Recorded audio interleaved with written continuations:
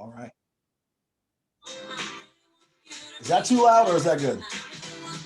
Maybe, and we can start this webinar off, right? Good afternoon, everyone, all Mavericks everywhere, and thanks for joining us today. Welcome to our second UNO Young Alumni Professional Series webinar. I'm Anthony Flott, and I'm Interim Executive Director of the Alumni Association. One quick note before we get started. If anyone in attendance this afternoon would like us to send them a free UNO alumni pin, just reply to us in the email you receive from us confirming your registration for the webinar. We're going to send that out to you soon. So with that said, today it's my pleasure to introduce the man I like to refer to as the Passion Prophet, Lamarr Womble. Lamarr is a nationally recognized motivational speaker. He's a life coach, and he's a passion igniter. Best of all, he's a maverick. He got his degree from UNO in 2006. When he was on campus, he was student body vice president. Then later, he became assistant director of admissions for 4 years.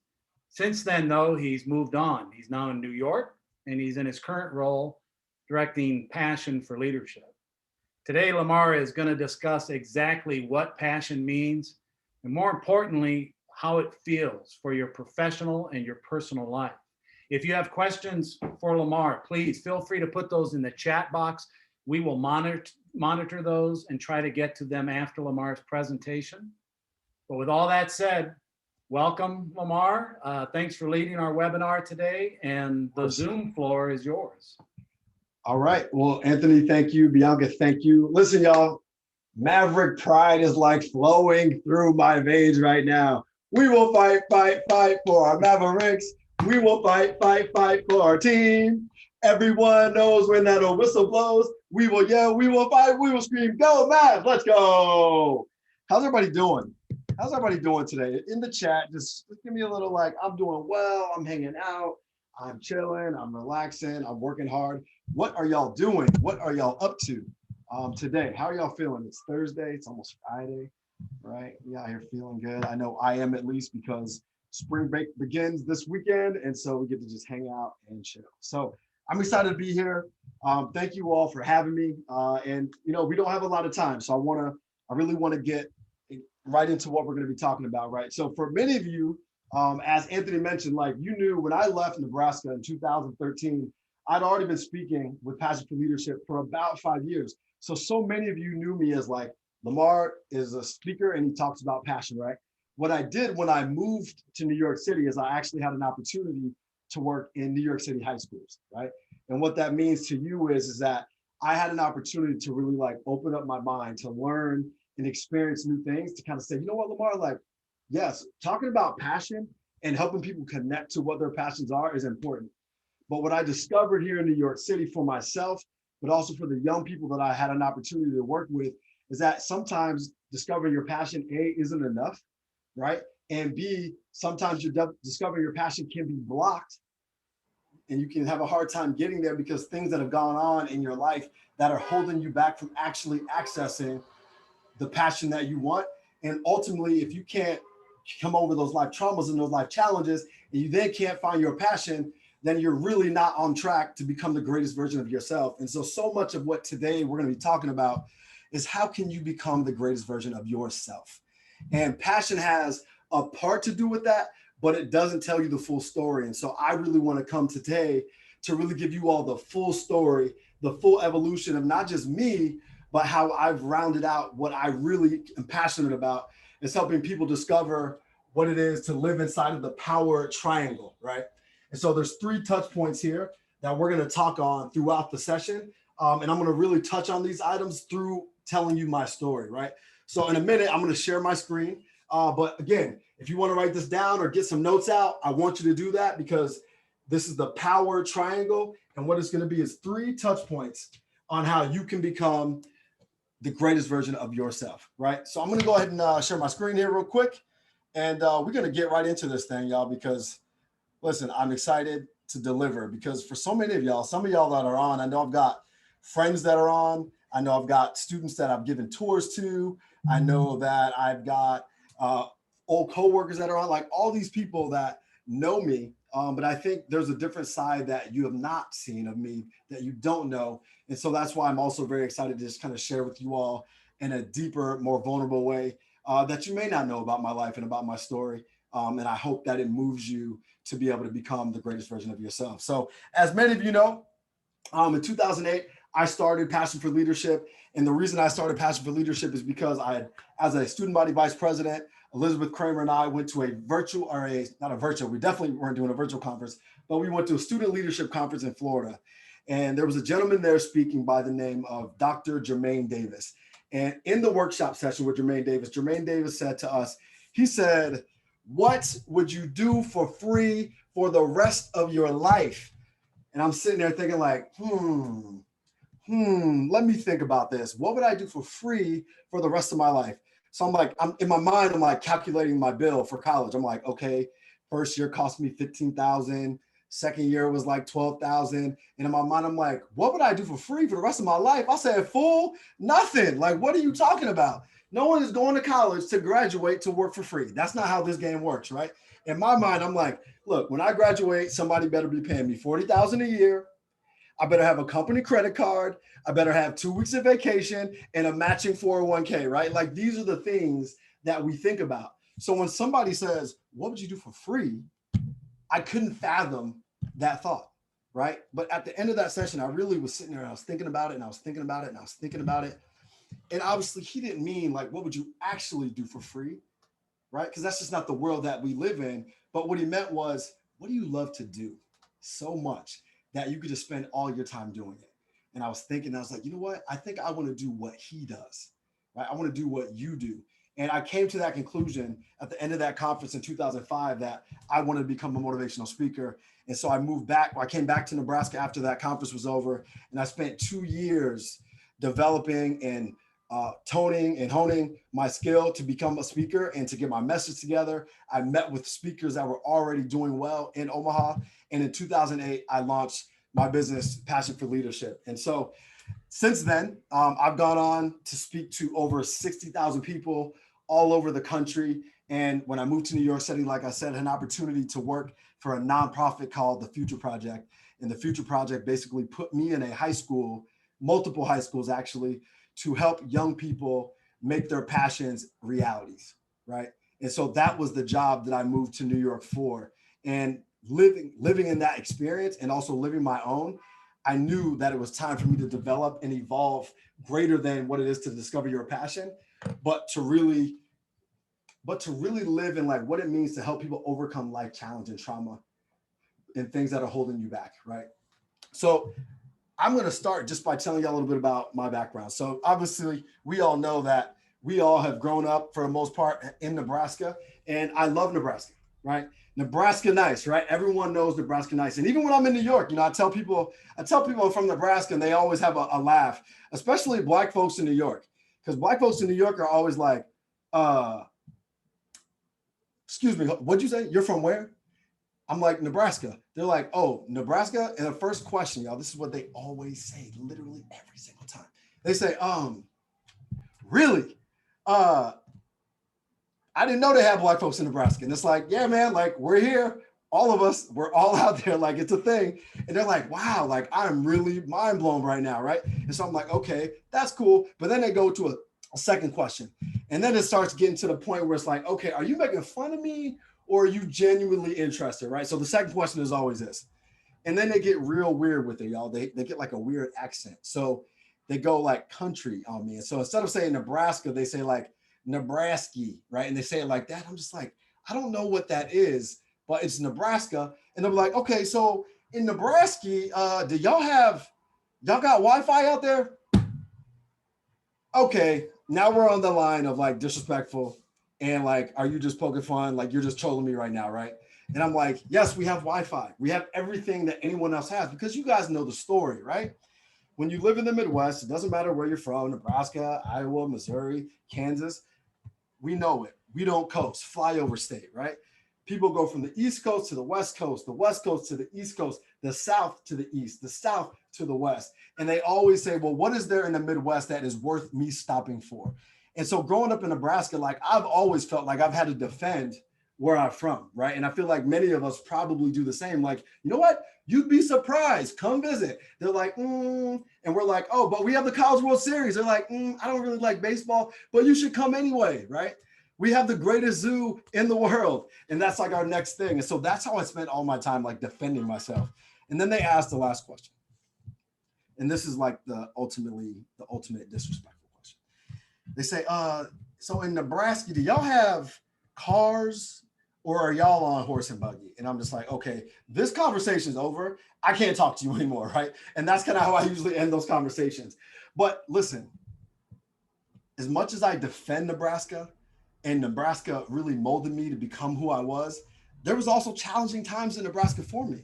As we know, like Nebraska is a very white state. And I grew up in Bellevue, Nebraska. I went to Bellevue West High School. And a lot of the times, if you are a young Black man growing up in Bellevue, Nebraska, more times than not, that means that somebody in your family's in the military. And then the other thing, part of that is that you are now adapted into the predominantly white culture that is in Bellevue and in Omaha, Nebraska in general, which is fine. But what happens there is sometimes, and this is the way I felt, is I felt very disconnected from what it meant to be a Black man in Nebraska. And not necessarily just in the negative ways, but even in the positive ways, right? I didn't necessarily identify as a Black male. I just identified as human. Like I just want to be Lamarr, right? And so I felt disconnected from what it meant to be Black in Nebraska. I got disconnected from what it meant to be like to enjoy and appreciate Black culture in Nebraska, right? And so those things in many ways became my crutch. They became my crutch because in Nebraska, everything is Nebraska nice. And even when people have things going on in their life, we kind of keep it down, right? We don't want neighbors know. We don't want people really knowing our business like that. And so people just kind of keep it down, and they keep it down in the depths and down in their heart. And they don't necessarily always share out, particularly in the burbs and the neighborhoods where I grew up, right? And what you do is when everyone's nice and everything on the surface is looking like it's great, you start looking for subtle differences in between, like, what's the difference between me and the kid across the street, right? It seems like we're in the same neighborhood, but what are their parents doing? What are my parents doing, right? And the best way I could really describe that for you, because where I grew up, everyone had nice houses, 4-bedroom houses, 3 bathrooms, basements, right? Everyone had that, but what is the next level to that? Who had a pool in their backyard? Who had pool table and ping pong tables down in their basement? Who had a car, a brand new car when they were 16 years old? And probably one that we can all identify with is that in the summers, when it was 90 degrees and you had to go cut the lawn, right? And I know y'all, some of y'all at least have been cutting the lawn in the summer, sweating like a dog, right? The difference between the kids that had the money and the kids that didn't was this. Because this is what I was doing in the summers. I had to start lawnmowers manually, right? Hey, hey, hey, and it wouldn't work. So now you're pressing the gas button like da, da, da, da, da, da. Come on, come on, come on. Now you're kicking the lawnmower, kicking it. Come on, this, hey, hey, and then it goes like, and then you start going, right? But the kids that had the money, they were having a different experience. This is what they were doing. They had keys for their lawnmower, right? They had an ignition for their lawnmower. So they stick the keys in. Hey, hey, hey, Michelle, how are you? Right? Saying hi to the neighbors and doing what they do, right? And that was the subtle differences. And so when you're in that environment where everything seems perfect, like how do we different? What are the social economics here? Like, how are we slightly different? You start looking for those differences, right? And for me, growing up in that environment, really not knowing how to handle anybody that had a challenge or even how to handle my own, I struggled because my mom did foster care from the time I was in 5th grade until I was in 9th grade, right? And so we had kids coming in from all over the city of Omaha, right? Mostly Black and brown young people that were coming in that were dealing with things, y'all, that you couldn't even imagine. Kids that were dealing with things like sexual abuse, parents that were abusing alcohol, abusing drugs, kids that had parents that had passed away and they weren't even being raised by their parents, kids that they had traumatic experiences. And they were coming into my house, right, where I seemed like everything was perfect. And I looked like Lamarr, the Black white kid, right, who spoke good and who got good grades and who listened to the right kind of music and who dressed differently, right? And what happened is that you could imagine that these two entities, these two stories, these individuals clashed, and we did. And not even at school. And that's what's the crazy part about it, y'all. That these things were happening in my own home. I was being bullied by foster children in my own home because I, to them, in their mind, wasn't Black enough. I didn't listen to the music that they listened to. I didn't dress the same way that they dressed. I didn't speak the same way that they dressed. I did well in school and they thought that was being white, whatever that means, right? And so living that at 14 years old, you start to believe that you aren't good enough. You start to believe that who you are to your core, your character isn't good enough. And that was me at 14. And what I discovered was look, the first part of the power triangle, y'all, is this. Let me come out of my share screen real quick because I want y'all to see this. I'm going to pin myself here. Is that the first part of this, right, is courage.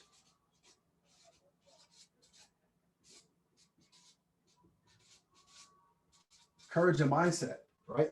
It's because the reality is that like things are going to happen in your life. And for me, things were happening in my life, right? But how do I pull myself out when I'm 14 years old and I feel like I'm not being supported, I'm being picked on and bullied in my own home. And like, I don't want to be a tattletale and tell my mom, like, you just try to figure it out. And I would just sit there sometimes and I would think to myself, like, how is it possible? Why do you all think this is okay? Why can you bully me in my own home? Why? And I ate all of it. I kept it all deep down. I didn't tell anybody. I didn't tell my mom. I didn't tell my dad, any of it. I just toughed it out, right? And so sometimes, right, if you don't have the opportunity to express, right, if you don't have the opportunity to overcome this challenge, it's going to sit with you. It's going to eat at you, right? And so it's going to take courage to overcome that trauma, that challenge, that mindset that is holding you back from becoming the greatest version of yourself, right? And so here's the thing. I know so many of you have had tough experiences and challenging experiences in your life. And some of you still hold on to some of those things, right? There's sometimes we never really get over them. The things that happened to us when we were 14, 15 literally can last a lifetime unless we learn the necessary skill in order to solve that challenge, right? And so when I figured out that, you know what, it can't just be about passion, it has to be about courage and mindset, is when I would walk into high schools here in New York and kids would tell me, like, Lamarr, like, you're cool. I like you. I like the idea of going after my passion, but I need to put food on my table for my family to eat. I have to watch my little brother and sister after school because my mom is at work. And so what I realized that, like, oh, life is in the way sometimes. And life is in the way of us becoming the greatest version of ourselves when we're trying to find our passion and when we're trying to find a way to lead ourselves to happiness, right? And so this is the first step. Write this down. Courage and mindset is the first step in becoming the greatest version of yourself. I'm going to go back to my screen quick because, listen, for me, I had one opportunity, right? When I was in ninth grade, I also had this opportunity to go after my passion. And all I wanted to do, y'all, in ninth grade, that was the only thing I wanted to do. The only thing that got me excited was being a fashion designer. That was the only thing I wanted to do, right? And at the time, this is Omaha, Nebraska, y'all. There is no fashion designer extraordinaire. There's nobody famous in Nebraska in 1997 doing what I wanted to do. And these are the challenges that come up again. Sometimes because you're from a place, you feel like you don't have access to something, like your life is going to be different because you grew up in a certain place, right? And I started to feel like that as well.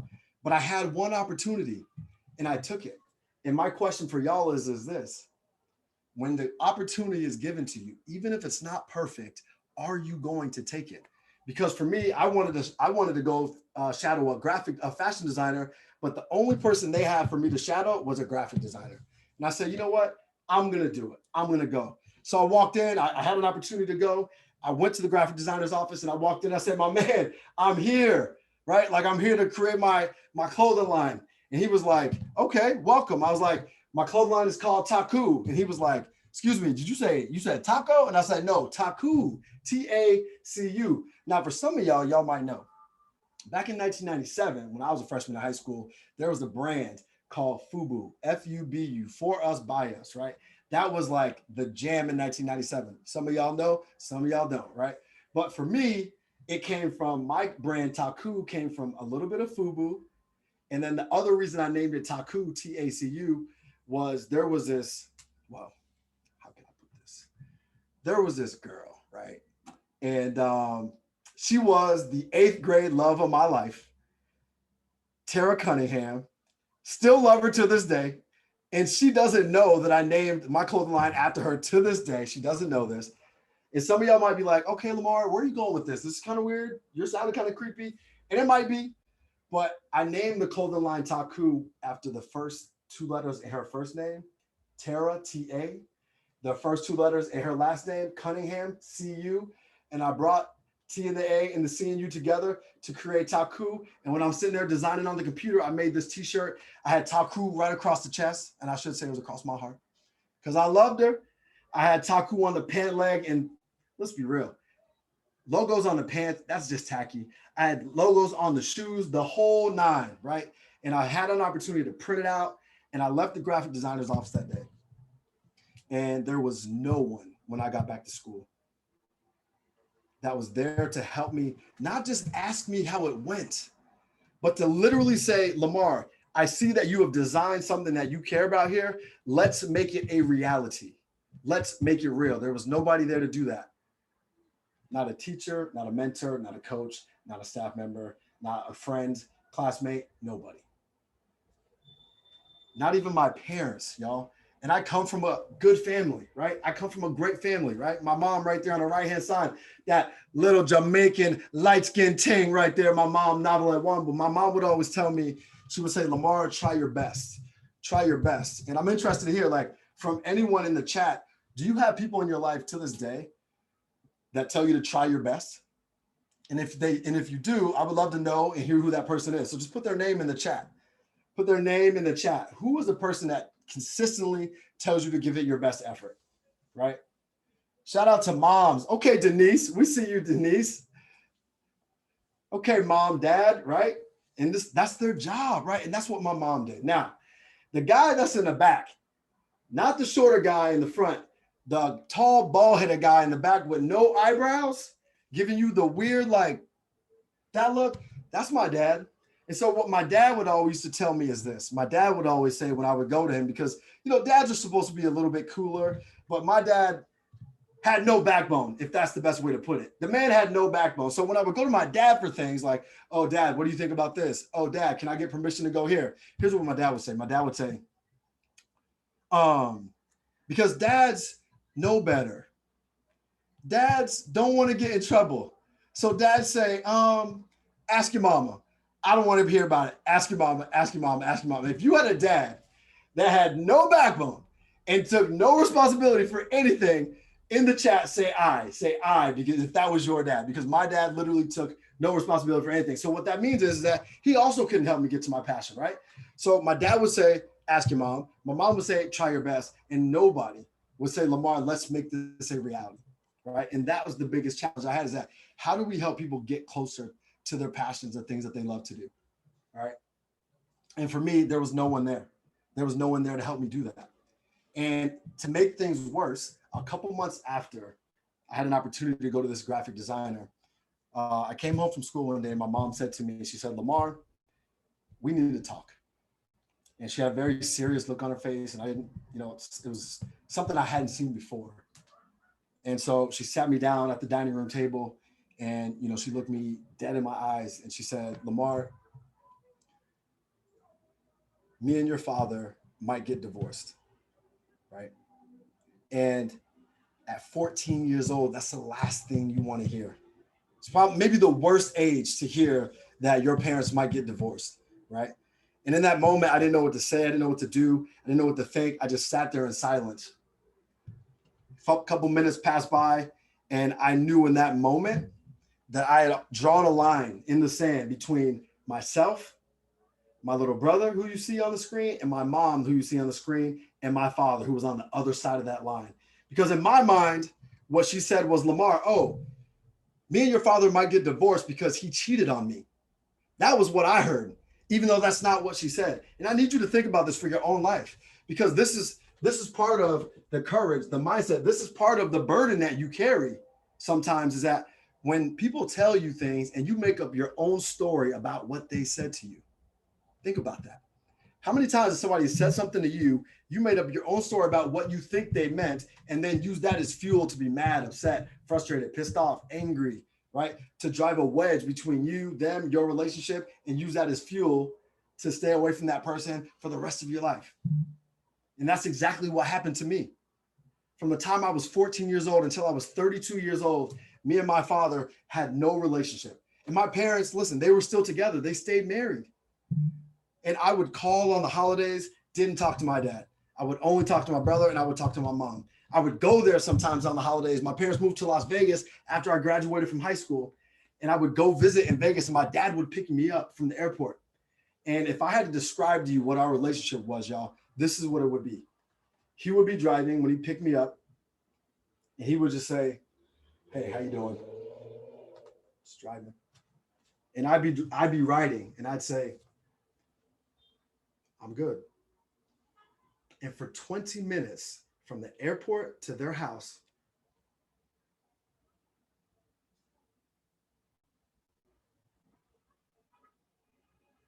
silence. And so many times, y'all, I would think to myself, how is it possible that I don't have anything to share or say, to talk to love, to brag about to my father? And what I can tell you is that from the time I was 14 until I was 32, I was holding the weight of our relationship on my body invisibly.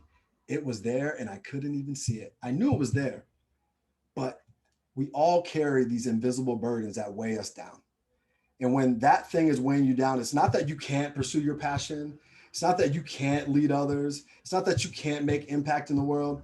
But what it is doing is that you're doing it while you're not becoming the greatest version of yourself, right? And that's what the message is here, is that in order to become the greatest version of yourself, you have to fix your challenge, your trauma, right? And then move to your passion. And the beautiful thing about discovering passion is, right, and this is what I had to do, is that your passion sometimes can pull you out of that trauma, right? It can pull you out. So when there's nothing else and there's nothing else seems like it's going your way, you stick to your passion, you go all in on the thing you love. And those moments, those times can really pull you out of these tough times, right? So for me, I had to go, right? I had to go figure out, like, what is it, right? Because a lot of times when we're dealing with these challenges, we have to show up anyway. We have to go do life anyway, right? And for many of us, that means that we have to go get married and get married with trauma on our mind or on our hearts or wearing that weight, right? Some of us have kids and maybe sooner than we're prepared to take care of those kids, right? Some of us go to college and feel the pressure of success after graduating college. Some of us, you know, and not for anybody on this call, but some of us don't go to college, and then we have to wear the weight of what it means to not go to college. Listen, y'all, there's so many things that we wear on our bodies every single day. There's so many challenges, there's so many traumas, there's so many setbacks. And sometimes we feel like, why are these things happening to me? And I'm just here to tell you that no matter what those setbacks are, you have to show up anyway. And that's exactly what I had to do. I had to show up. And so I went looking for a community, right? I went looking for people that, not like my foster brothers and sisters that made fun of me and dragged me down, but people that lifted me up and made me feel like I could do anything.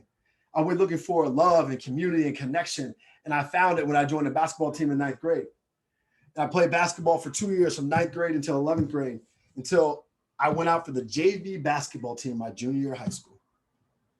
And junior year of high school, 2 days into the tryout, I decided to quit because I started to believe and feel all the feelings that I felt when I was in ninth grade all over again, that I wasn't good enough, that I couldn't make the team, that why would I be able to make the team, all the negative and the questioning thoughts that we all have and experience in our lives.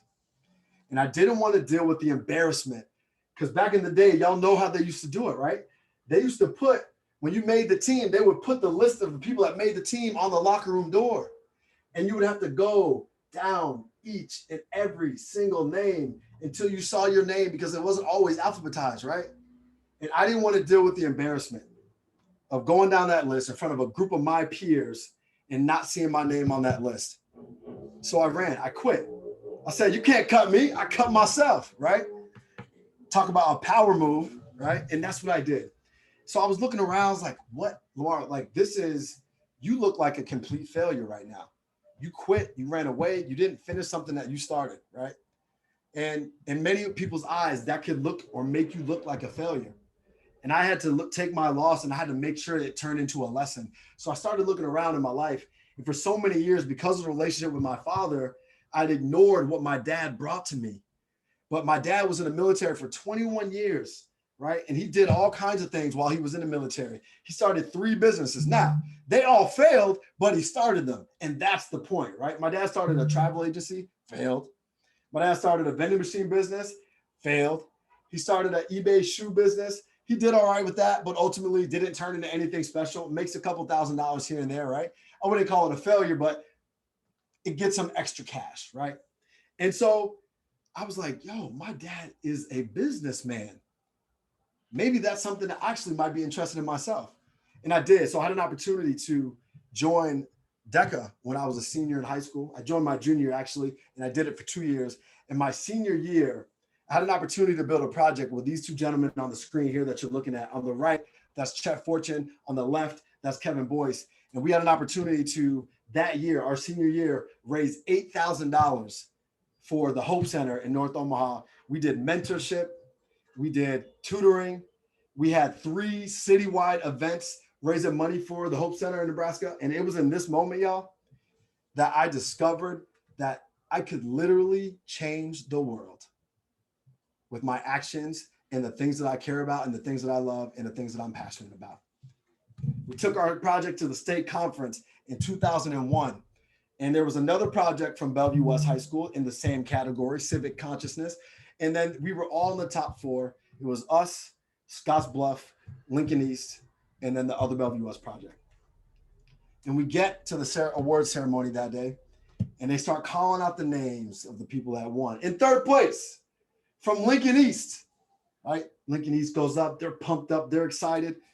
In 2nd place, from Scottsbluff, Nebraska, Scottsbluff jumps up, they're all excited, they roll up on stage, and now it comes down to 2 Bellevue West projects for 1st place and the right to say that you were the best project in the state and the opportunity to go to nationals in Anaheim, California. Listen, y'all, we had a whole dance planned if we won, right? We were going to get up, do this whole fraternity dance. Hey, hey, hey, hey, hey, hey, hey, right? We had the whole thing planned out. And they start calling the 1st place prize. They say, in 1st place, from Bellevue West High School, Lamarr Womble, Chet Fortune, Kevin Boyce. I jumped up out of my seat and I came down, and immediately, as soon as I touched the ground, the tears started flowing. And I could not stop crying because I knew how much work and effort I had put into this project. And I could not believe that 3 Black boys in 1997 in Omaha, Lincoln, Nebraska at the time, went into this state conference and took 1st place and dominated everybody. And it was in that moment that I discovered what I was most passionate about. It was in that moment that I discovered that I could change the world, because here's the reality of the fact, y'all. When I was 17, I was speaking to groups of people just like I do now. When I was 17, I was working with young people in the community just like I do now. I was doing work in the community to try and make a better place, just like I do now. So many of us discover what we're most passionate about, and we run away from it because somebody tells us that it's not possible, or that it's not real, or that it's not going to make enough money, or that it's not real for you, or that because your dad's a doctor, that you also have to be a doctor, right? And we run away from the things that we love and care about the most because of how society is going to shape and form around you. And what I'm here to tell you is that you must, where did my marker go? Right? That you must live inside of your passion and do the work that you love, because that's the second part of this power triangle, is finding the courage to overcome the trauma. Do work that you love so it pulls you out of this challenge and the trauma. And then when you find the passion, when you find the work that you love, then you are responsible for fully leading yourself to happiness and leading others to happiness through your passion, right? And I told you at the very beginning, since 2008, I've gone around this country and I've spoken in almost every state. I've spoken to 60,000 people around doing their passion. And what I've discovered in my life is a quote that I want to share with y'all, which is, when you found something that you love so much, right? Passion forces you to act. You are mandated to act. Passion leads to action. Action leads to momentum.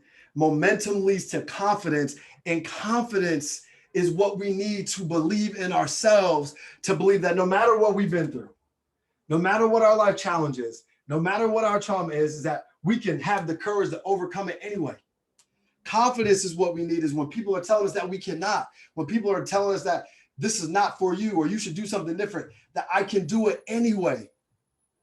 And I know there's people on this call that have lived it because I know them and I've talked to them and I've heard their story, right? Passion feels like the night before the first day of school. When you get in bed the night before the first day of school, you got your outfit picked out, you got it ready. You're so excited to get to school the next day because you want to see all your friends and your teachers and all that. And you're just laying in bed and you're staring at the ceiling and you cannot sleep. That's what it feels like to be passionate, because you're so excited to do something. Passion feels like when you're watching the national anthem being sung by somebody that is singing it so powerfully that is giving you goosebumps. That's what passion feels like. I want everyone to be able to wake up every single day of their life and feel goosebumps and feel emotion for the work that you do and the impact that you get to have on your life, right? And that's what discovering and finding your passion is all about. So what's the last part of this? And I'm going to come out of this real quick. I'm going to come out of my screen share, and because I really want y'all to get this.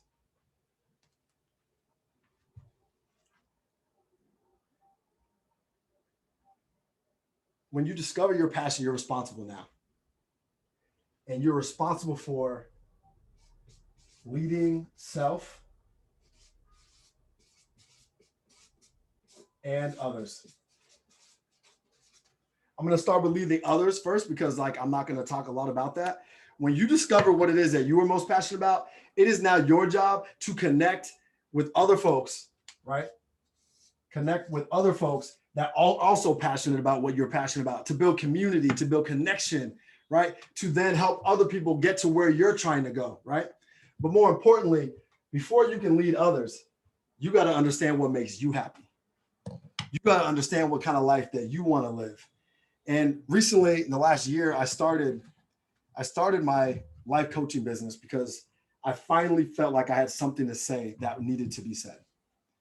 And for so many of us, we go to college because we want to be successful. And we know that when we go to college, there's a good chance that we're going to end up with a good paying job that will allow us to take care of our family and have a nice house and not have a nice car and go nice places and do nice things. And over my years as being a speaker, I've just evolved so much to understand that, y'all, that's the old game. The new game that we're playing now is it's not just about what you do, but it's more so about who you want to be in the world. And what I know is that when you have the courage to overcome that trauma, when you discover your passion and then you learn how to lead yourself. And how do you lead yourself? You lead yourself by living true to your values and living true to your legacy, right? And ultimately, those are the only two things that matter in this entire thing, is that if you are living into your values, right? And for me, my values are experiences, friends and family, emotional safety, wealth, health. If I'm every day, right? If these are my values and this is my behavior and I'm aligned with that every single day, that is who I want to be. That's how you win the game of life. Because listen, we're all college grads on this call, right? Everyone in here is doing all right, making money, right? It seems like, right? For the most part. And so when we get to a point when we're talking about the difference between $65,000 and $75,000, there is no difference. You all know Gallup came out with a poll like 8 years ago that said anything above 75,000 has no impact on your happiness, right? And so for many of you probably are making that. So now it's not about the money, it's about who do you want to be? And the thing is, how do you become the greatest version of yourself when you still got things that are holding you back from becoming that? Maybe you have discovered your passion yet, but you're not living into it as fully as you can because you haven't come over this trauma yet. Maybe you are leading others, right? But maybe you're secretly unhappy, but because you have that job and a good title, it doesn't look like you are. right? And so how do you lead self? Discovering your values, living into them every single day, right? Making sure your values and your behaviors align. And if you're off alignment, you need people to hold you accountable for you living the life that you say you want to live. And literally what I mean is, look, I got you. Here are the rest of my values and my legacy statement for myself, right? So experiences, friends and family, effective communication, community, emotional safety. Listen to me. Everything that I do every single day lives into these things, right? I got into an argument with my girlfriend just last week, right? And I'm walking by the fridge. I see my values. I'm looking at it. I'm saying emotional safety. We got into an argument. We were mad at each other for 3 days. I walked by that and I saw it on the fridge. That's where I keep my values. And I said emotional safety. I said effective communication. I said, I can't let this go on. I have to apologize. I have to overcome this challenge, right? I have to have the courage to overcome. And it's not about being the bigger person. What it's about is literally being courageous to be vulnerable enough, to be empathetic enough, to be able to solve a problem that's plaguing your life, right? And that is holding me back when I argue with her or get into arguments with her from becoming the greatest version of myself every single day, right? And so my legacy statement is this, that I want to display high levels of communication and empathy to teach the world that it's not about what you do, but about who you want to be. And this is just a short-term legacy for me, y'all. This is just short-term, right? And so for many of us, I think we think about legacy and we think about it in terms of 30 years, 35 years, 40 years, right? But I'm gonna put y'all onto something real quick, and I think it's gonna blow your mind. In the chat, can I have anybody who wants to share? When you think about your legacy, right? When you think about your legacy, a lot of people think about, the end of life. Can y'all put in the chat how you want to be remembered at the end of your life? How do you want to have left people over the course of your lifetime? Just put in there 2 or 3 things each of the things that you want to be known for or you want to be your legacy. 2 or 3 things per person. Put them in the chat and I'll read them off as you all type them in. So I'll give you a minute to think about that and do it. Legacy is a cedar tree that you'll never see. Made a change and helped others. To be kind, generous, and show love. Absolutely. Caring, friendly, involved with my community. Yep. Selfless. What else we got? To expand what's possible, to be kind, to be, I said selfless already, right? Keep going. What else we got?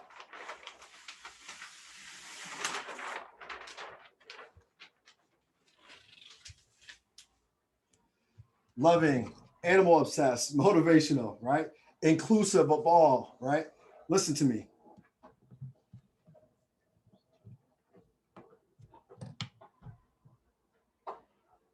At the end of your life, you are literally saying that you want to do these things. And guess what, y'all? This is standard. When you ask people about how they want to have lived at the end of their life, the only things that matter to them are the things that you all are writing in here. Loving everyone, being known as a good person, taking care of people, being generous, being kind, being community oriented, all these things. Literally, this is what everyone says. Everyone says this. If that's what you want to be in 30 years from now, 40 years from now, how many of you all would say that the person that you say you want to be known for 30, 40 years from now is the person that you're being right now today? If all these things that you mentioned, kind, generous, caring, friendly, expanding what's possible, if this is the person that you are trying to be today, and in many parts of you are today, right? Tell me why you stress about the $10,000 raise you didn't get. Tell me why you stress about the house that you didn't get or the test that you didn't pass. Tell me why we make such a big deal of all these menial things that mean nothing in the end of the day, the grand scheme of your life. Listen to me. You are already living your legacy. This is not about what you do. This is about who you want to be, because that's the only, you literally all just said, when I get ready to die, this is all that's going to matter. If you are living that now, ladies and gentlemen, you have won the game of life. You have already won. Stop stressing it. You already won. You don't have to compare yourself to anybody. You don't need to make $30,000 more. You don't need a bigger house. You don't need a fancier car. You already won, because you are being who you want to be, because you are living into your legacy now, and you are living your values every single day. And guess what? Those things can change anytime. When you have a new experience, when you meet somebody new, when you do something different, and that's all okay. It's all part of it. The power triangle, y'all. Do you have the courage and the mindset to overcome? Can you discover what it is that you're most passionate about? And so sometimes finding your passion can pull you out of this challenge. And then when you discover your passion, can you lead yourself, and can you help lead others to live a happier life? If you can do these three things, I promise you, you can become the greatest version of yourself. There's no question in my mind. I'm going to go back to my share screen real quick.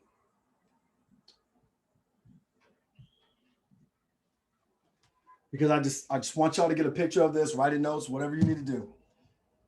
Because for me, I had to discover what it meant to, over the course of a lifetime, to overcome a life challenge, right? I told you, from the time I was 14 until I was 32, my father and I didn't really have a relationship. When I was 32 years old, living in New York City, I'd already been here for 2 years. I had an opportunity to take this professional development seminar called Landmark Forum. And it's basically like, if any of y'all have seen Tony Robbins' I Am Your Guru, you've seen that documentary. It is basically like that. You get thrown in a fire with like 300 people. It's a 48-hour intensive where people just like get their lives, right? And so I had an opportunity to attend that. And it forced me in that moment to reach out to my father. And I want to shout out Ashira Jones, who was on this call, because I'll never forget, before I left Nebraska, she supported me and life coached me into trying to figure out how I could solve that problem so I could become the greatest version of myself. And even after she coached me for a couple months, when I was 27, it still took 5 more years for me to even muster up the courage to send an email, to even have the conversation. And even then, I still needed to get more support to do it. In that email I wrote to my father, I said, I've been mad at you for the last 18 years because I thought you cheated on me. And I haven't loved you the way I can love you. I've resented you. I've been angry with you. And I've had no relationship or really wanting to have a relationship with you, because this was the story I was telling myself for the last 18 years. You want to fix something hard? Take accountability. So many of us want to blame somebody else for the way they've been being. And even though we do have a part in it, because they're older or maybe they're the parent, they feel like they're the responsible one, so they need to do it. But if you want to be a leader, you need to understand that accountability for what you say, what you do, and what you believe starts with you. So before you start blaming other people, you always need to look inward. And when you look inward, you can find the answers. And what happens is you stop being a victim to your circumstance, like I was for 18 years, and you take the power back from the circumstance in order to become the greatest version of yourself. My dad emailed me back. I emailed him on a Friday night. He emailed me back Saturday morning. He said, let's speak later today. We got on the phone Saturday afternoon. And for 20 minutes, we spoke. And I should say that he spoke, because all I could do was cry and cry and cry and cry and cry. Because in 20 minutes, 18 years of pain and challenge and struggle and frustration literally fell off my body. It felt like the greatest weight I had ever held disappeared in 20 minutes. My dad said things to me that day that I hadn't heard my dad say in 15 years. He said, son, I love you. He said, I was never going to leave your mom because my father left my mother. And my grandfather left my grandmother, and I made a decision way early on that I would never leave my family. He said, I'm so proud of who you are and who you become and the impact that you're having on the world. He said the same about my little brother. And I think about that and I'm just like, wow. If I had the skill of empathy when I was 14, I would have known where my dad was coming from. And I would have known that he was never going to leave us. But you don't know that and you don't have that skill. We don't really teach it very well as a society to understand where my dad was coming from, to know that he was never going to leave. And I'm glad that him and I had that conversation, because what it taught me is that I don't have to be perfect, right? I held it against him for 18 years, but I knew that I needed to fix it. And that goes for anything else in your life, guys. It doesn't have to be perfect. You just need to be one step better than you were today, than you were yesterday. And if you can commit to progress over perfection, and you can commit to finding the courage and getting the support you need in order to get where you're going, to find your passion. And when you discover that passion and go lead yourself and others, I promise you that weight will come off your body and you are then have access to become the greatest version of yourself that you don't even know you could be, right? And I'm glad I did, because a few years later, when I was 34, my mom called me up very similarly again, and she said, Lamarr, I have to tell you something about your dad. And she said that he has cancer. And it's the call that you don't want to get as a child, an adult child.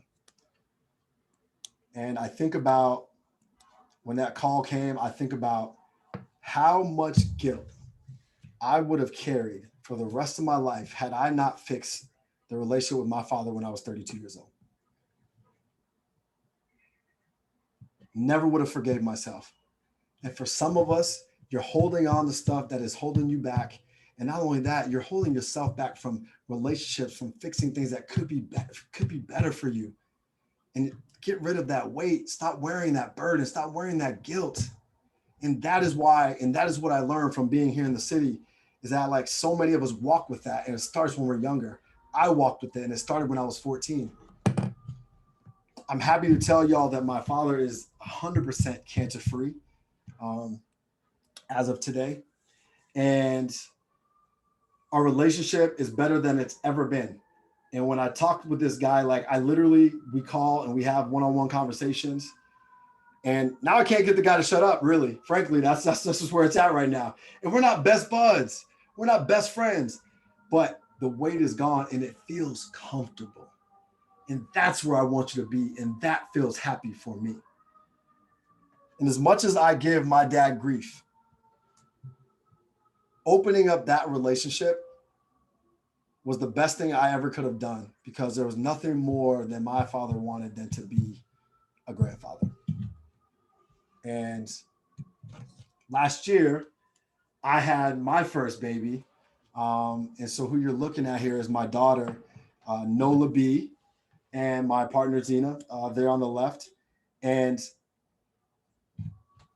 being able to fix that relationship with my dad opened me up to become the greatest version of myself as a speaker, as a coach, as a friend, as a mentor, as a facilitator, as a father, as a son, as a brother. Every capacity that I serve in was connected to that conversation with my dad. And now I feel unleashed and powerful to make sure that my little girl grows up without a doubt in her mind that she can be and do whatever it is that she wants to do and be in this world and become the greatest version of her, because she just won't have to deal with the things that I dealt with, because I'm going to make sure of it. I'm going to stop there. Thank you all so much for listening and receiving what I had to share with you all today. What I do want to do quickly is just make this offer to you. I believe that the greatest version of you is a balanced you, a whole you. And I hope that you felt like through the power triangle here, that that's essentially what I'm talking about. I'm literally talking about the balance of your life, right? And what part of this balance are you ignoring, right? Which part of this balance are you ignoring? So I'm going to take it upon you to take a scan here. If you take the scan of this QR code, what this will do is that'll take you to my website. If you're somebody that wants to have another conversation, I would love to do a free coaching call with you and start a conversation around what it means for you to become the greatest version of yourself. And yeah, man, thank you all so much for listening and participating. So I think we'll open it up for questions and all that good stuff. Lamarr, I'll start. First of all, a great presentation, not just passionate, but personal.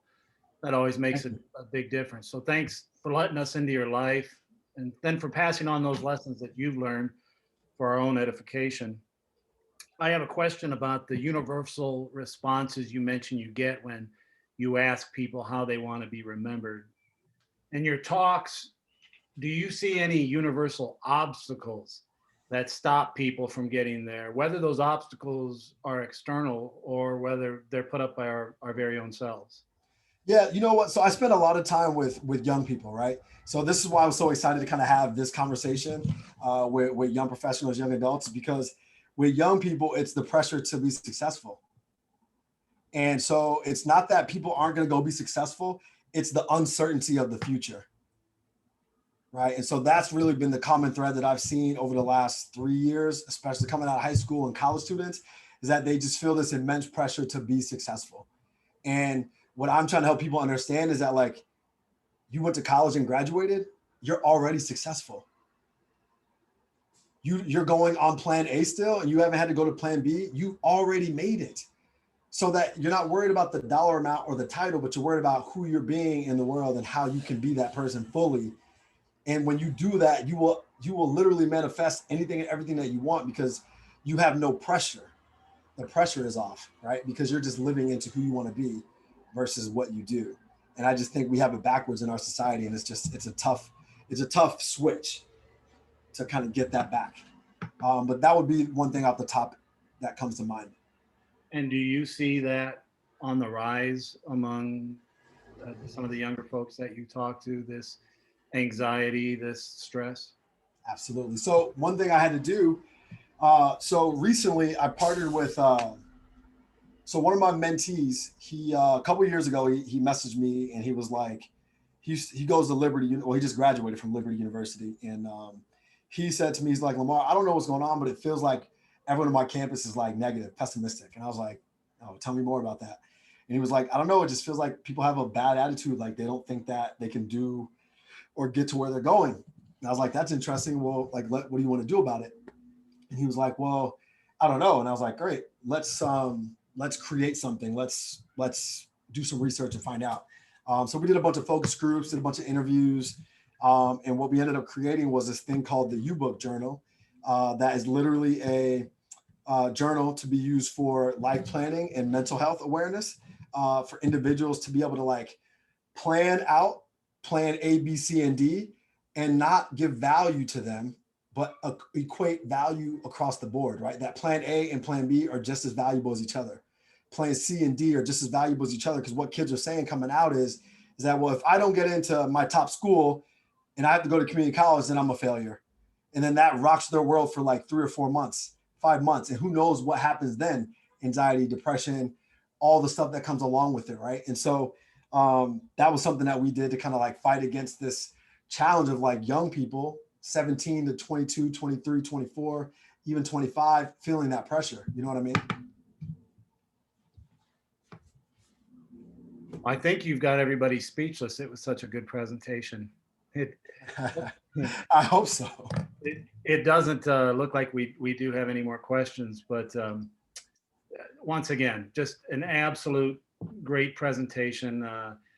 A lot of times when we have these webinars, these and others, we see attendance spike and then fall off. Right. I was watching our participant number, and not only did we not lose a person, but it kept increasing. So thank you for that. No, thank you all so much for having me. And I put my Instagram in here, guys, too. If anybody that I don't know was in here, like, would love to connect with you, feel free to reach out on the gram. And again, if you're interested in coaching, would love to have a conversation with you as well. 2 quick notes for those who joined us via Zoom. If you came in late or you want to review anything said here today, we're going to post a recording of this webinar to our UNO Alumni YouTube page. We also encourage everyone to join us for our next Young Alumni Professional Series webinar, which is going to be Thursday, May 20th with Nicole Bianchi. And she's going to address the question, what's the bravest thing you need to do today? So just in that title, I can hear some echoes of Lamarr speaking. So this is going to be a good follow-up to Lamarr's. Absolutely. With that, thanks again to everyone. Enjoy your evening and go Mavs. Go Mavs. All right, guys. Thanks so much. Thanks, Lamarr.